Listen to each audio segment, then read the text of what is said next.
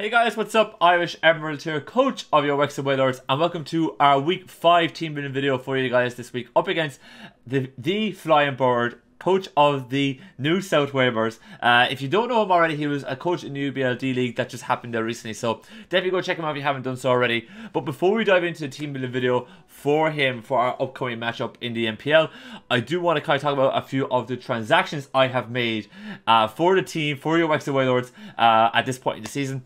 So I kind of, I know you guys might not be too familiar with the point system, because we have a custom points system in this tier, or in this league. And we also have a bonus point system where if matches get done on time and we meet other certain criteria, we're getting matches uploaded and whatever, we earn like X amount of points for doing them, like, in a prompt amount of time. So with that being said, we've actually earned a load of points because we're very good at getting matches done, doing them and doing all that kind of good stuff. So we got a load of points, extra points to spend. And if you guys probably know this already, my team has a couple of really big, massive weak points that actually do need to be upgraded and actually used, or like just to get improved and have bonds that make use and they're just not useless on the team. They're just not fodder to fill a role. So and there's other points I need to upgrade as well, like hazard removal and all this kind of stuff. So there was definitely things I needed to improve on the squad, and I decided to make a few transactions in order to do that. One thing I decided was that, like, basically the two things we needed to improve on the squad was hazard removal and bolt beam weakness. We have a massive bolt beam weakness on our squad. Now, the only reason why it's not huge is because we have a Victini and Como always and weak to ice types, but it is fairly ridiculous how bad our bolt beam weakness is, and part of it is down to the fact that two of our defoggers are weak to bolt beam. So it just came apparent that we have to fix one of them. One of them has to be removed and all that kind of good stuff, and we're just gonna have to try and work our way around it. We have to come up with an answer, and unfortunately there is no easy answer to A, getting better hazard removal, and B, getting covering over that bolt beam weakness. So we just said, look, we'll bite the bullet. Definitely we can improve like 4 mons out of the team we have already, because I think the team overall is very solid, but we can definitely improve it, and that's what we kind of went about doing. Hammer and myself went back and forth. I think I talked to Sky about it a little bit too, because there was so many. It was so hard to kind of figure out what's the best fit. It definitely took a lot of brainstorming to get it done. But anyways, we eventually came up to the fact that Goldbat was very cheap. It's very cheap. It's like 5 points. And so it's very cheap, and we didn't want to kind of get rid of that because of how cheap it is and how effective it can be, and how it can, it's not passive because it has Super Fang, so it does get really good chip on stuff to allow Victini, Greninja, Como, Raikou, all that kind of good stuff to actually just pick up kills later on in the game. So we didn't want to kind of really get rid of Golbat because it actually can do all of that kind of good stuff. So we decided that we'd get rid of Gligar, because Gligar is a lot more passive. Now Gligar does a lot for us. It can set up rocks, it can defog, U-turn, Roost. It has a lot of really cool stuff for us, but there was just better ground types available. There's a plethora of better ground types available at the moment. And we just said, screw it, Gligar. There's not too many oftentimes we want to bring Gligar, because ice coverage is going to be a massive bring against us, and it's going to be a massive bring while Gligar is not around. So we said, let's screw it, let's ditch Gligar and we'll find an improvement. And by God, we said we were thinking we weren't looking at this mod at the start because it's very expensive, but we just said, something, this mod will A, patch up massively our bolt beam weakness, and B, it's just a beast, and that is Mamoswine. So we're picking up Mamoswine with our bonus points in order to, as just a huge, massive upgrade on Gligar. And if you don't really know what Mamoswine does, like, you just see the stats there in front of you. It's 130 base attack, 110 HP. We have thick fat, so flamethrower and bolt beam don't wreck us. So like we've the perfect bolt beam coverage. We hit things like a truck. We have access to stealth rocks. It was a no-brainer really. Like when we were going back and forth, it was like we were trying to find what we were going to do, and we just said, look, there's no really good hazard removers out there that we are really comfortable trying to get in, and that don't either add or complicate other weaknesses on our squad. So or patched them up, I should say. And we just said, you know something, screw it. Mamoswine would help with the Bolt Beam weakness. And it's just another option offensively. It's just a truck. It's an absolute truck, which is fantastic. So that's the reason why we decided to pick up Mamoswine. Really looking forward to using it. Tusks the Mamoswine, welcome to the squad. Then after that, we have Regigigas and Mischievous. So we're dropping the 2 of these. We're not forced to keep 11 Mons. It's just that it's an option too. But we're dropping Regigigas and Mischievous simply because these are 2 Mons that I've yet to find a really good use for so far this season. I don't see us having a good use for them later on in the season. Slow start really kills Regigigas. I was looking at bringing it against Auto, but it's just because it could take hits off Lando, but it's just way too passive, unfortunately. So I got screwed there with that one, and I can't really rely on it. So unfortunately, Regigigas and Mischievous is going to be dropped without seeing the field of play this time around. And with the combination of that and the remaining bonus points we've earned so far this season, we're picking up Xatu. If I can actually pick up Xatu. Brilliant, thank you.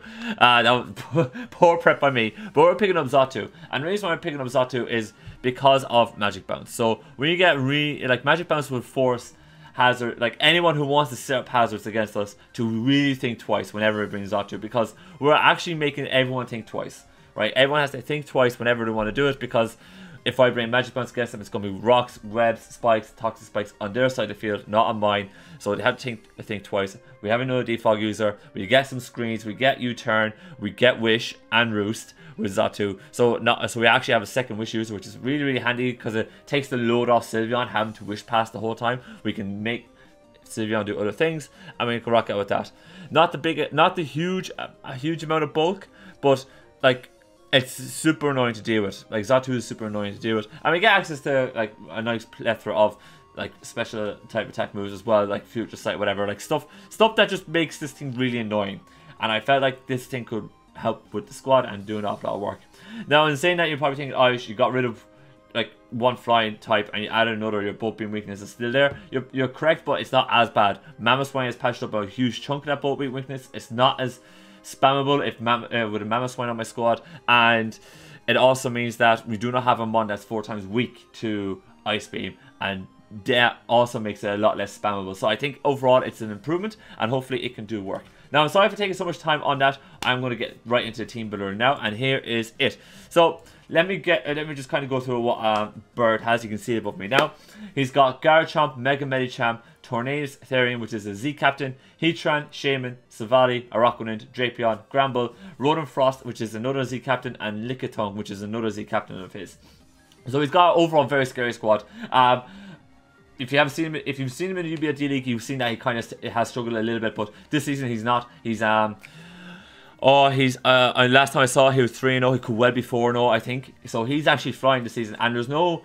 You just have to look at his roster to see what he's got. Threats across the board. Garchomp, Mega Medicham, and Tornadus provide, and Heatran can as well provide insane massive amount of pressure to any team. Shaman is not going, which can be very, very annoying. He's got Rebs with a Rockwind. Savali can be any type, so that provides an awful lot of utility for him. And it's just overall a really tough squad. There's only so much you can kind of answer for on his team before one of his other answers is going to hit you really hard. So it's very tough to actually deal with Bird's team.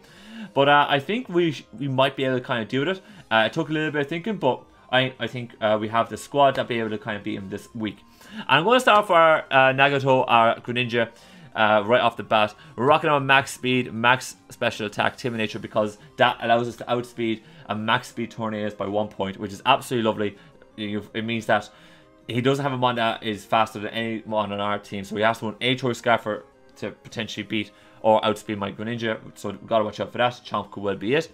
But we're rocking out a Hydro Beam, Hydro Pump, Ice Beam, Water Shuriken, and Toxic Spikes. Hydro Pump is just to kind of nail the Heatran as hard as we possibly can, and other mons don't want to come in on us. We have Ice Beam with the Iceneum Z because we want to be able to smack the Tornadus T if it's in a Assault Vest, smack the Shaman, and also Z Ice Beam. It gives us a really high chance to one-hit KO the Mega Medicham. It definitely one-hit KO the Medicham if it's at 90%. So the fact that we don't have to rely on Hydro Pump Miss, we just go for the Z Ice Beam, kind of gives Greninja an awful lot of nice utility to guarantee a few kills. And we also can, bop the Garchomp on top of all that. After that, we have our Water Shuriken, because Water Shuriken is really nice priority for us. It can smack a lot of things and wear it all down, because he is going to have to bring a Scarf this week to outspeed my team. So in line of that, I want to be able to kind of make sure that we're not going to be forced into being outsped, and we need to kind of scout for that Scarf. So I kind of like having Water Shuriken there just to deal with it. Particularly, like, say, for example, we get, like, we have Garchomp down to like 3 or 4%, right, and Scarfed into Outrage. We're not living that, but we can't kill it with Water Shuriken. So that's the kind of scenarios I'm looking at. And then finally, I'm running Toxic Spikes. So in my mind, we were definitely struggling with this. We didn't know if we wanted to run fully physical. We didn't know if we wanted to run Gunk Shot, Z Gunk Shot for Shaman. We didn't know if we wanted to run Rock Slide for a Rockrunnend. But because the Rockrunnend is probably going to be switched into Greninja, like, I've no doubt about it. But the problem with all of this is that, like, I can run Rock Slide and I can run Rock Slide, I can run Gunk Shot, but, like, we're not doing enough to Shaman and a Rockrunnend with all of this. So if those are going to be switch-ins, then I'm going to force those switch-ins in with Greninja. Now, I don't foresee that happening because I want Greninja late game to clean up, potentially. We can just set up Toxic Spikes. Rather than trying to get some chip, rather than trying to, like, you know, be clever with like, or anything like that, with our set, and sacrificing, maybe, like, missing out Okos and big damage with our, with our special offense, we're just going to run Toxic Spikes. You could have argued we could have run Toxic, or we could have run Spikes. We were going back and forth with it so much that we just the decision was made. Toxic Spikes is the happy medium. We'll run with Toxic Spikes. He only has a Tornado Steering that actually wants to come in and defog those spikes away. That would force the Tornado Steering in. And if we see defog on Torrentine, then we know it's not Assault-Vest. And if we can see another item on it, I'm predicting Z Focus Blast for Mamoswine potentially, but or Z Sludge Wave for Sylveon. But if I'm expecting the Z variant. If he's forced to go into defog, I know it's not Assault-Vest, then I know Z Ice Beam can kill it. You know, it kind of gives me a little bit more space to work with my Greninja. So that's the reason why I went for that. After our brain, Victory or Victini with leftovers, Max Fizz Death here with V-Crack, Glaciate, Bolt Strike, and Brick Break. This is the Mega Medicham counter. Simple as that. I've no other way of dealing with Mega Medicham outside of this Victini set, so this has to be the brain. V-Crate because it's just V-Crate. Glaciate because it's Garchomp knockaround. And to be honest, Glaciate is probably going to be the main move that we're going to be focusing with when we're up against Medicham, because I do not need to actually get massive damage on Medicham here with Victini. If I can get Medicham down to like 50% and I still have Greninja in the back, Water Shuriken kills it. So if I can get like a couple of Glaciates off, you know, it's grand. You know, I can just keep doing that, and then we wear Medicham down to the point where, you know, Sylveon and Greninja can come in and just kill it with Water Shuriken, and that's fantastic. And as well, while Garchomp's not around, if it's a bulky Garchomp, I definitely want to get Glaciate off on that. I don't want to be coming in and smacking V-Crate and then putting us in a position where we have to switch. I want to get Glaciate on that Garchomp and kind of put Garchomp in a -1 speed scenario, because then if it's -1 speed and it's Choice Scarf, my Greninja outspeeds it, so I can sack something, bring Greninja, get Ice Beam off, get damage off, or if it's within range, I can go Hydro Pump, you know, get big damage off and a load of other things, that kind of thing, you know. Then we have Bolt Strike for a Rockrunnend and Brick Break for Heatran. That's the kind of coverage, and I think Victini is going to do an awful lot of work for us. And honestly, Victini is just here for Medicham. I don't want to do anything else. I'm going to keep it back until Medicham comes in. Then Victini is going to be coming in like that. This is when it gets a little bit more fun. After that, we were rocking out with Choice Spec Sylveon with Hyper Voice, Shadow Ball, Hidden Power Ground, and Psyshock. 244 HP, 118 special attack, and 84 speed F. That 84 speed F is just to allow us to not be 3-hit killed by Hurricanes from a Tornado Terian. Now, it's obviously Sludge Wave and Z Sludge Wave, different story, but that's the kind of spread I'm looking for with Hurricane, to be able, us to be able to come in, eat one. We can scout Sludge Wave at that point. If he's going to have a Sludge Wave, I think he's going to go for it in front of Sylveon. We could maybe bring Mamoswine or something like that at that point and scout it. But after that, we'll bring the rest of special attack with that moveset. And basically, guys, you just look at Bird's team. Outside of Heatran, no one wants to take a Choice Specs Hyper Voice. Absolutely no one. So if Heatran goes down early and we still have Sylveon in the back, very healthy, we know we're going to break through one of his mons. One mon's going to get broken through, no matter what. Tornado Terian is not going to come in on Hyper Voice. He wants to be able to come in safely and probably click his Z move. Nino is Garchomp. Nino is Mega Medicham. Shaman, probably if it's bulky. Savali, which I'm expecting Savali Fairy, might come in. A Rockrunnend, not really. Because Specs, despite Rockrunnend's natural speed F, Specs can kind of break through it. Drapion, no. Gramble, like, you just go through it. Doesn't like it. So that's the reason why we're bringing our Choice Spec Sylveon. I think it's going to do a load of work, and it's going to catch him off guard, because when you look at my team on paper, you're thinking Sylveon and Xatu is the bulk, but Sylveon is going to be our breaker this time around. Hey guys, sorry for the cut again here now. I know we have these way more streamlined, but I made a mess of actually describing this Mamoswine set. This Mamoswine set for you guys. I'll just go right into it, because I just started thinking what could I correct, and I was like, hold on, you're just going to replace it. But basically we're rocking out with 252 HP, 252 defense with Impish Nature. This thing's to stop Garchomp from absolutely sweeping us. So we're rocking out Earthquake, Ice Shard, Stealth Rock, and Stone Edge with the Rocky Helmet. Just getting any sort of chip that we really want and need on like Garchomp and the like, just to be able to like pick things off. The Rocky Helmet is here so that, you know, it guarantees Ice Shard will kill Garchomp no matter what. It also means it also will stop many Medichomp from getting as much HP back from Drain Punch when it goes to pick us off as well, which is really, really nice. So that's the idea behind Rocky Helmet. Earthquake is just for stab against Heatran. Ice Shard is for Garchomp, just to slow it down. Stealth Rocks because Rocks will be very nice against his team, and we can probably get free Rocks against Heatran because he might switch into a Rock Wind on our Mamoswine to eat the Earthquake, which would be nice. Get free Rocks.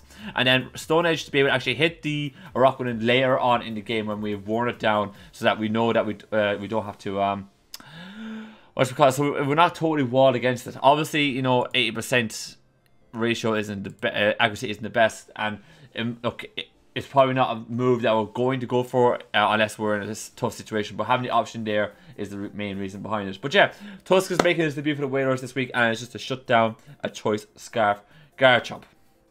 After we're bringing Seer our Xatu with a Defog, Wish, U-Turn, Future Sight. We're making this more Fizz Def with 244 HP, 252 defense, 12 in special attack. Defog, Wish, U-Turn, Future Sight. Magic Bounce ability, and we're making a Fizz Def so we can come in on a Rock Wind, take a liquidations from like a minimum invested a Rock Wind in attack. So we can take liquidations, we can get wishes, future sights off, all that kind of good stuff, and just basically be a nuisance to a Rock Wind so that it cannot sit there in front of us and just get webs off. You know, it's going to be forced into doing things. So that's the reason why we were bringing our Xatu this week. It's just basically come in and stop webs coming up. Once a Rock Wind is dealt with, we do not need Xatu anymore. Like, literally this thing is to stop webs going up on our side of the field. Once webs go up on our side of the field, it's GG. It's GG. We're done. We're not gonna win this game. But thankfully, Xatu has enough speed and 95 base speed to be able to outspeed Rock Wind, to be able to outspeed Heatran if it's a defensive Heatran, to be able to get the defog off. So really good stuff there. We were running Wish instead of Roost because of if we run Roost, we lose a Flying type ability, and then all of a sudden a Bug Bite or Lunge, or not Bug Bite, but Lunge from a Rock Wind does massive work, a massive amount of damage to Xatu, and we're never going to get our HP back to full then at that point. We're just going to be broken through. So we're running Wish instead of that. U-Turn for a bit of momentum, and Future Sight because I'm probably going to leave with Xatu. I can just go immediately for Future Sight, and that's just going to get good chip on whatever comes in. Like, if anything's in against us, it's just going to get chipped, and it's going to be fantastic. Then last one is we have Chief Arcum this week with 248 HP, 168 in attack, 92 in speed, Ice Punch, Drain Punch, Thunder Punch, Dragon Dance this week. We're running this set because it can come in on Heatran. We have no answer really for Heatran at the moment with this team.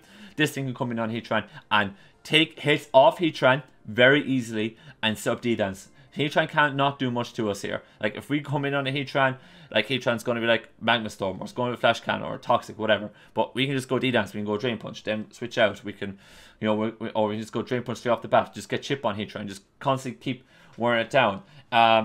You know, and we can get, we have an easy setup option against Heatran with Dragon Dance, because Heatran cannot touch us, so we just keep bringing Combo O, keep wearing Heatran down, keep putting pressure on it, keep getting chip on everything else, and do the work. And I think that's basically the idea behind it. We have enough speed to outspeed 0 speed invested. Not Road and Frost. Was it Drapion? Oh, sorry, 0 speed invested Savali. So if Savali is 0 speed invested, because I expect it to be like a fairy variant to deal with Como and Greninja, but and Mamoswine is our switch into that. But if basically Savali comes, we outspeed a 0 speed invested Savali, and we can run with that, and then the rest is put into attack so that we can just do damage. But guys, that's the team for this week. Hopefully it can do the work. I'm confident with this team. It's just a matter of making sure that we can pick up the W. And hopefully we can go 4-1, and we're kind of roughly at the halfway point of the season as well. So being 4-1 and halfway, or even 3-2 for that matter, puts us in a great spot for push for playoffs. So hopefully we can do that and keep the momentum from the last few weeks going. But yeah, I'm going to wrap it up here today. If you haven't checked out Bird's channel, definitely do so. Link to his channel and all the other MPL coaches and MPL stuff is in the description down below. But if you have enjoyed today's video, please click the like button down below for me. If you got any comments on today's video, whether it be good, bad, or indifferent, let me know in the comment section down below. Including your thoughts on the team, on the transactions as well, and all that kind of good stuff.